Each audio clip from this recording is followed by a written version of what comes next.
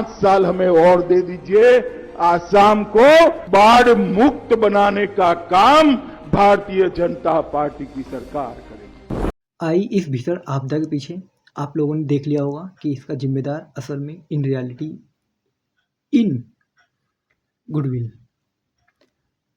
This BJP government have fully responsible for this dangerous situation which have happened in Assam and other areas.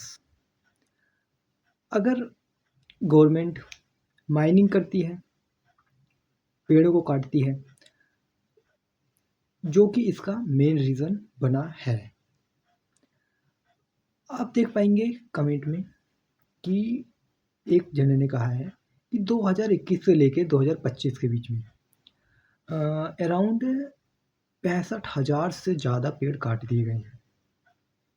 ठीक है, किस लिए काटे हैं? डेवलपमेंट करने के लिए। आखिर इसका नतीजा क्या हुआ कि इन पेड़ को काटने की वजह से आफ्टर कटिंग द ट्री यह सिचुएशन क्रिएट हुई कि जो सोइल होती हैं, पेड़ उनको क्या करते हैं, एक जगह जमा के रखने में मदद करते हैं। अब जब पेड़ कटे तो सोइल को रास्ता मिला कटने का बाय वेरियस थिंग्स, अलग अलग वजहों से मट्टी कटी, मट्टी कट कर नदियों में आई, एक गाद की स्थिति उत्पन्न हुई। जब एक गाद की स्थिति उत्पन्न हुई तो जो नदी में गहराई होनी चाहिए थी उसका लेवल धीरे धीरे अप होता गया।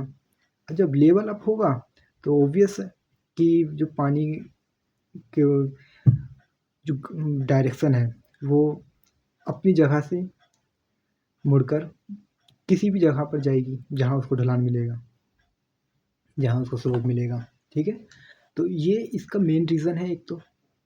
दूसरा, अगर हम देखें तो जो माइनिंग वगैरह गवर्नमेंट करती है, इनकी वजह से जो भी एक सही डायरेक्शन होता है नदियों का वो ख़राब होता है। माइनिंग वगैरह करने से वहाँ की चीज़ें हटाई जाती हैं, जैसे पत्थर हुए वगैरह चीज़ें एक डायरेक्शन से दूसरी डायरेक्शन में ले आया जाता है, तो नदी भी अपनी डायरेक्शन को चेंज करती है।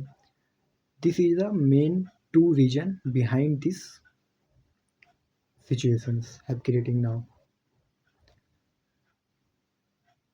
जैसा कि हमने देखा असम में इस वजह से 7 लाख आबादी प्रभावित हुई है। 12 ज़िले थे जिनमें से 856 गांव जलमग्न हुए हैं। लगभग बहुत बड़ी आबादी इस सिचुएशन की चपेट में आ गई है। ठीक है, मृत्यु दर सैकड़ों में पहुंच चुका है। ये डाटा अभी 1-2 दिन पहले का है। Now we can see if actual data around we can assume more than 100 peoples. Animals की तो बात ही नहीं कर रहा। एनिमल्स के आप फोटोज़ वगैरह देखे होंगे, वीडियोस वगैरह, कितने सारे एनिमल्स डेड हुए हैं, कितने घर तबाह हुए हैं लोगों के। पॉसिबली इन 12 ज़िलों में जो 856 गांव प्रभावित हुए हैं, लगभग सबके घर सब चीज़ें तबाह हो चुकी हैं इस बाढ़ में। सिर्फ किस रीजन की वजह से? माइनिंग करना, पेड़ों को काटना। आपको पता होगा कि 1973 में एक चिपको मूवमेंट हुआ था। और वो चिपको मूवमेंट किससे संबंधित था? पेड़ काटने के संबंधित था। जो वहाँ के उद्योगपति थे, बिजनेसमैन्स वगैरह, क्या कर रहे थे, अपने कॉमर्शियल पर्पस के लिए वहाँ के पेड़ को काट रहे थे।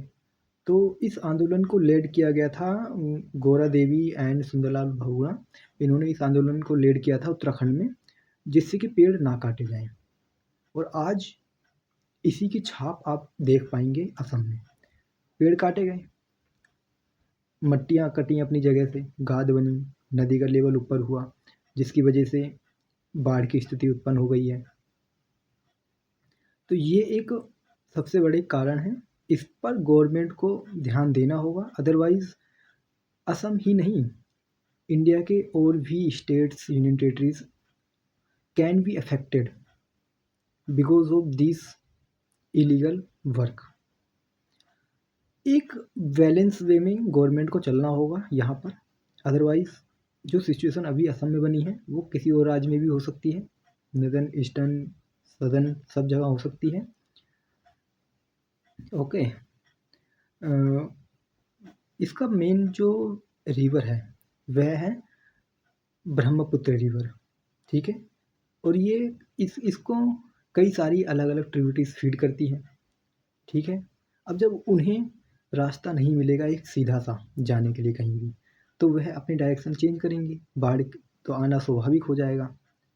और जो पेड़ की वजह से मट्टी जमी होती है, पेड़ काटने से वो मट्टी कट रही हैं, इधर उधर जा रही हैं, जिसकी वजह से भी डायरेक्शन चेंज हो रहा है नदियों का। तो ये सब कारण है, this is a main cause of this flood. Okay. तो यहाँ पर गवर्नमेंट को अपनी माइनिंग वगैरह पे ध्यान देना होगा, पेड़ कटिंग पे ध्यान देना होगा, एंड और जो ऐसी स्थिति जो बनाई जा रही हैं जिससे कि बाढ़ आ रही है उस पर भी ध्यान देना होगा, ठीक है।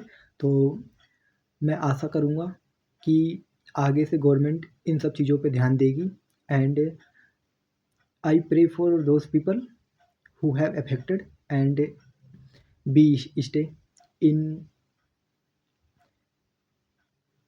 peaceful place, and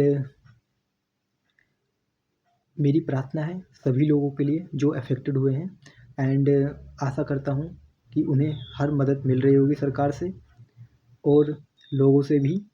तो इसी के साथ आज के इस सेशन को समाप्त करना चाहेंगे। आगे का कोई भी अपडेट आता है तुरंत आपको दिया जाएगा, बने रहिएगा हमारे साथ। मैं शिवम कैंपस लॉ सेंटर से अपनी LLB की पढ़ाई कर रहा हूँ, एंड आप लोगों के लिए ऐसे ही वीडियो आगे लाते रहेंगे। तो thanks to all of you to watching here.